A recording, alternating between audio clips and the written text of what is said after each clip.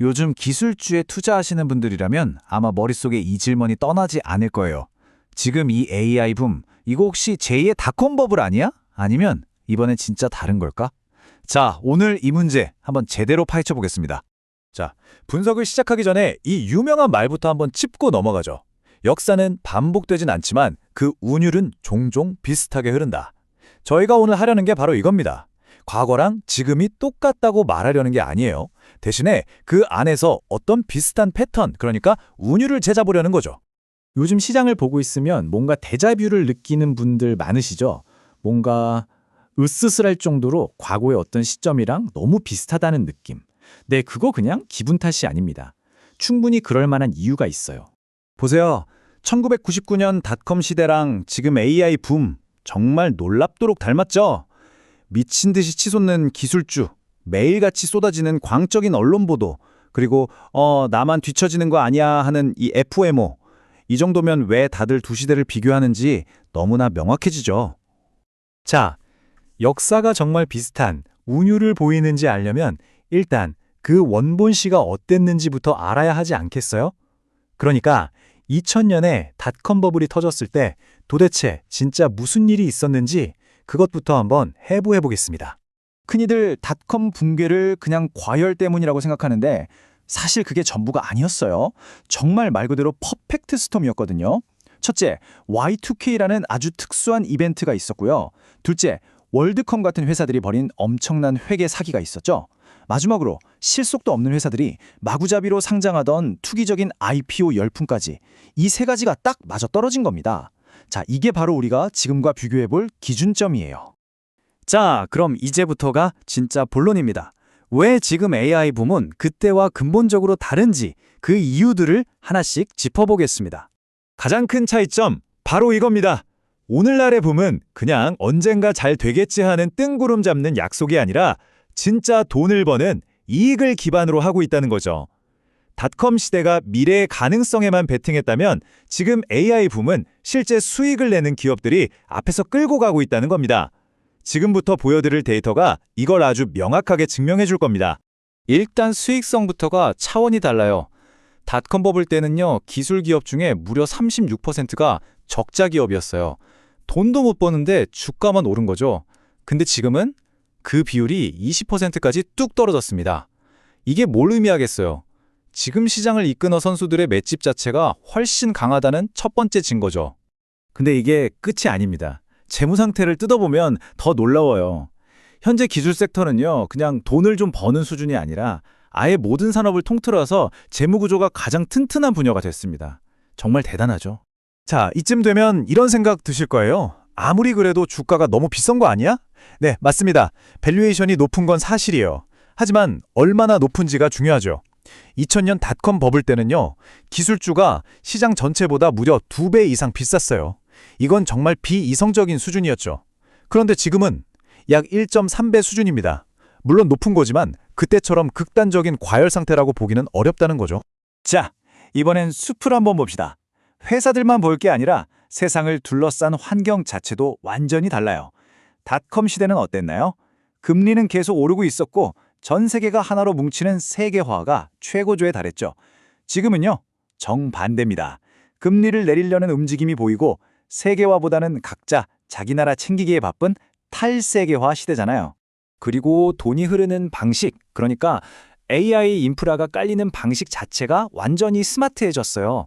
옛날처럼 아무 회사나 막 상장시켜서 돈을 모으는 게 아니에요. 지금은 거대한 사모펀드들이 꼼꼼하게 따져보고 투자를 주도하고 있죠. 또 옛날처럼 수천억짜리 장비를 직접 사들이는 게 아니라 그냥 아마존이나 마이크로소프트 같은 데서 필요한 만큼 클라우드를 빌렸습니다. 훨씬 효율적이고 똑똑한 방식이죠.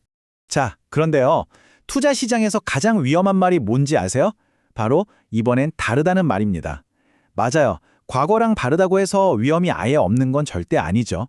오히려 지금 시대에는 과거엔 상상도 못했던 새로운 종류의 지뢰밭이 펼쳐져 있습니다.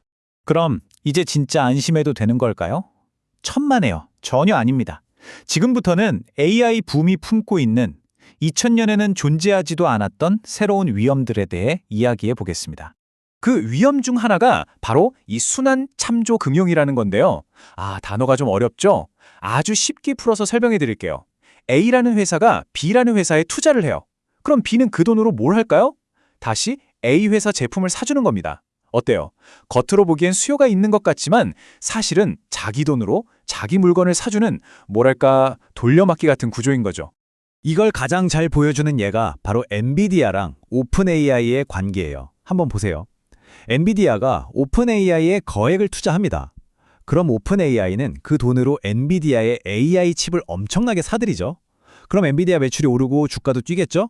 그럼 그 힘으로 엔비디아는 또 다른 곳에 투자할 수 있는 여력이 생기는 이런 자기 강화 사이클이 만들어지는 겁니다. 근데요, 만약에 이 골이 어딘가에서 문제가 생겨서 딱 끊어진다면 어떻게 될까요?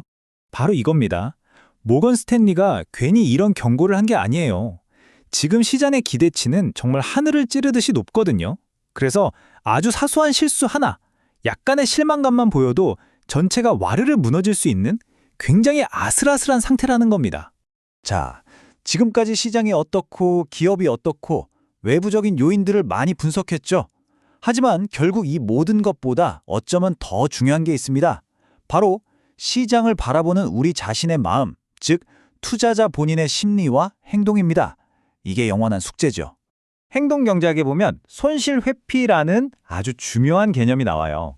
이게 뭐냐면 사람은 100만 원을 벌었을 때 느끼는 기쁨보다 100만 원을 잃었을 때 느끼는 고통을 거의 2배는 더 크게 느낀다는 거예요. 바로 이 감정 때문에 우리는 이성적인 판단을 못하고 공포에 질려서 주가가 바닥일 때 다 팔아버리고 남들 다 돈 번다는 소리에 탐욕이 생겨서 꼭대기여서 덥석 사는 그런 실수를 계속 반복하게 되는 겁니다. 그리고 이런 감정적인 실수가 치르는 대가 결코 작지 않습니다. 실제로 한 연구 결과를 보면요. 보통의 투자자들은 이렇게 감정에 휘둘려서 사고 팔고 하다가 시장이 벌어준 평균 수익률보다 매년 1.5%씩이나 손해를 본대요. 이게 1.5% 하시겠지만 이게 10년, 20년 쌓이면 정말 미래가 완전히 달라지는 어마어마한 차이가 됩니다. 이 문장은 투자의 가장 근본적인 원칙, 제1원칙을 말해줍니다. 우리가 투자에서 가장 중요하게 생각해야 할 목표는요. 엄청난 돈을 버는 게 아니에요. 그냥 파산하지 않고 살아남는 것. 이 시장에서 쫓겨나지 않는 것. 그게 전부입니다. 그래서 우리는 지금 시장이 버블이다 아니다 이런 소음에 휩쓸릴 게 아니라 조용히 스스로에게 질문을 던져야 합니다. 나는 지금 어떤 게임을 하고 있지? 내 목표는 단타야? 장기 투자야? 내가 감당할 수 있는 손실은 정확히 어디까지지? 이런 것들이요. 결국 AI 붐이 버블이냐 아니냐 이걸 맞추는 건 어쩌면 부차적인 문제일지도 모릅니다. 그보다 100배는 더 중요한 질문이 바로 이거죠. 당신의 게임은 무엇입니까? 이 질문에 대한 자신만의 답을 찾는 것, 그것이야말로 앞으로 어떤 시장이 오든 당신을 굳건히 지켜줄 가장 강력한 무기가 될 겁니다.